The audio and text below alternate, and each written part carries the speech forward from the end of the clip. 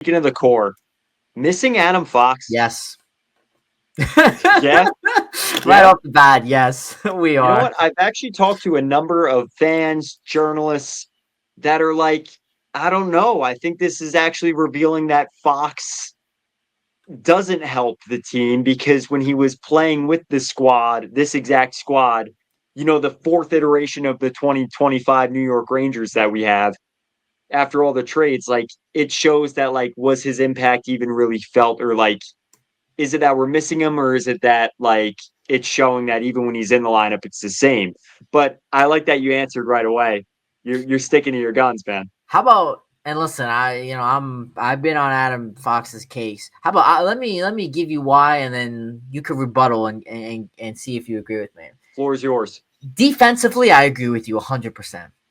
If you look at offense, he is such a huge part of this offense. Oh yeah. And you look at our power play, bro. We've been 1 for 15. I mean, power play has been horrible. Adam Fox is such a QB1 on the power play. I think when people say that a lot of people, overcomplicate, or overlook what he does offensively, that is 100% true. Just being the catalyst, stepping up and leading and driving, play in the offensive zone 100%. It is very evident that we do miss that because I don't see anybody else doing that. Keandre Miller with his bad passes, nobody else is doing that.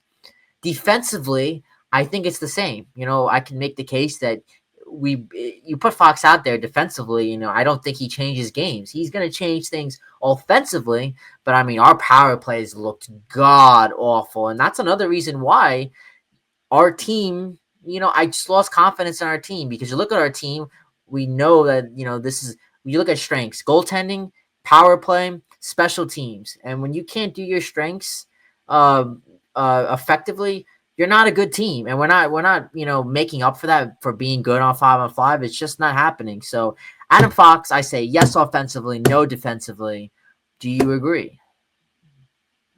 I agree, but I'd like to defend Fox. I'm going to stand on the soapbox.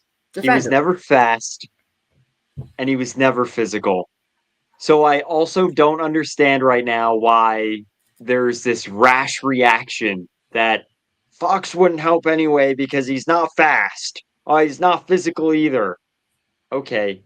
First of all, Drury just brought in a 6'5 defenseman, Will Borgen, who I believe is 6'2 plus. Keandre Miller is above 6'3". I mean, you'd interview the guy in the locker room and your head was on tilt.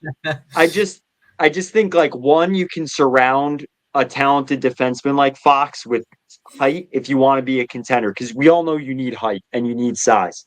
Um, but I would say defensively this season, I think whatever Fox was dealing with, whether it was an injury, maybe it was just that, he wasn't up to snuff. He's had the time to rest. He's on the trip. And that's part of the reason I want to ask this, because I also question, do you want to see him back? Like, if you're missing Adam Fox on the offensive side of the puck, do you try and get him back in the lineup, or do you want him to heal? Because we saw, it certainly had an effect on his postseason: 8 assists, no goals, and suspect defense against Florida. He's got to heal, man. You look at it last year, you got no results, and this year is different than last year. And I this feeds me into my point that I was gonna say. Next year, I need a no bullshit year from Adam Fox. Last year, this year, we're changing the narrative of what he's established in 21 and 22. I need a really solid year from Adam Fox next year. No bullshit. This is not an off-season preview, but he is one of the Rangers that when the off-season comes, I'm going to be putting a big target on them. So right now, we need Adam Fox to heal up. And yeah, we would love to get him back. It sounds like he's skating and he's getting back, and he sounds like he'll be back sooner rather than later. But we need him to be healthy, so it would be nice. But I mean, we'll really know at the end of this week, at the end of these next 3 games, if we win, again, 2 out of 3, maybe he's trying to get back, and get back into that lineup. But if we lose 2 out of 3, I think conversations will get closer and closer to, you know what? just shut him down for the rest of the year. There's no point of playing him, and let's see what Zach Jones could do, and let's see what's some like Vakanainen and Borgen. Let's just give them minutes, and hopefully, they could build a solid chemistry. That they could bring over to next year.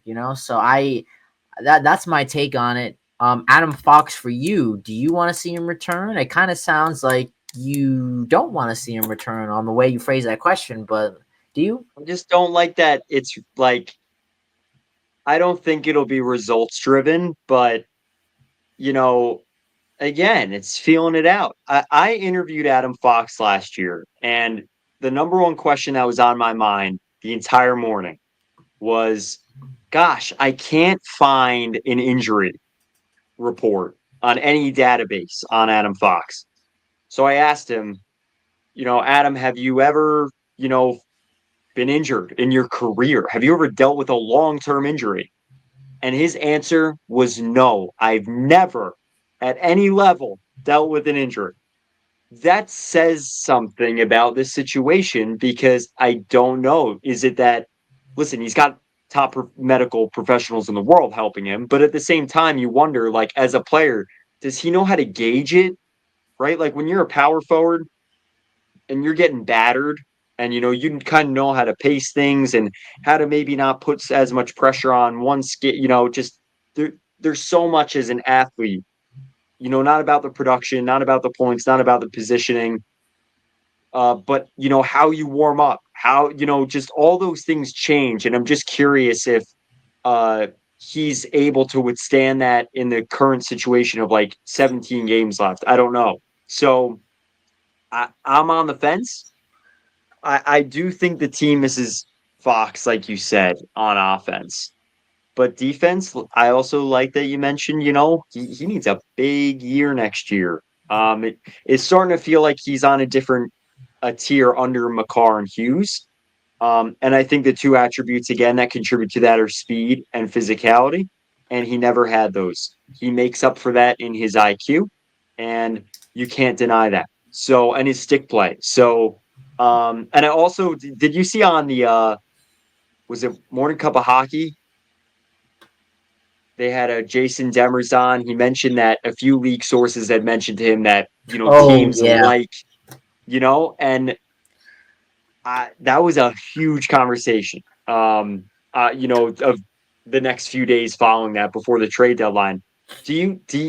I think that teams do. Like when Tampa, they're fast and they're physical. They are in your face. I think that's a matchup that Fox doesn't play well against.